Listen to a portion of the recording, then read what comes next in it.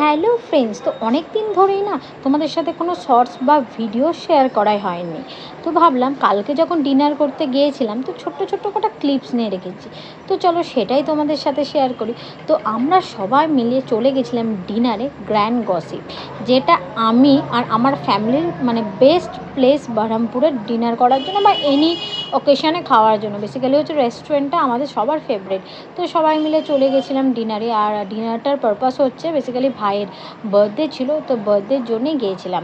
তো সবাই মিলে যাচ্ছি, এখন উপরে উঠে যাচ্ছি। আর হ্যাঁ হ্যাঁ, তোমরা একটু বলো তো, আমার হেয়ারে আমি একটা কালার করেছি, তো সেটা লাইটে ভালোই বোঝা যাচ্ছে, তো কেমন লাগছে দেখতে এটা কিন্তু কমেন্ট করতে ভুলো না। আর যারা যারা বহরমপুরে থাকো তাদের কার কার গ্র্যান্ড গসিপ ভালো লাগে তা সেটাও জানিও। তো এই দেখো, তোমাদের সাথে কথা বলতে বলতে আমরা কিন্তু ওপরে চলে এলাম।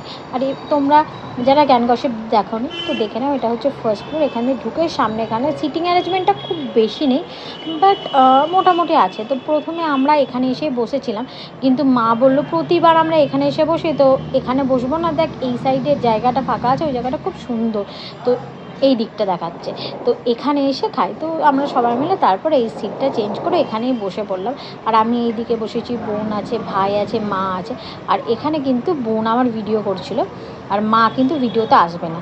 আর কি কি খাবার খেয়েছি চলো এবার শেয়ার করি। এখানে প্রথমে ছিল এটা চিকেন, ক্রিসপি চিকেন ছিল, তারপরে চিজ চিকেন, একটা কাবাব ছিল, তার সাথে ছিল কুলচা, তার সাথে ছিল মাটন কিমা, তার সাথে ছিল চিকেন সুইট অ্যান্ড সর, আর তার সাথে ছিল সবার জন্য মাটন বিরিয়ানি। তো এই ছিল আমাদের খাওয়া দাওয়া। তো তারপরে কিছু ফটোও তুলে নিয়েছি, সেই ফটোগুলো তোমাদের সাথে শেয়ার করবো। তো ছোট্ট ব্লগটা কেমন লাগলো তোমরা কিন্তু অবশ্যই জানিও।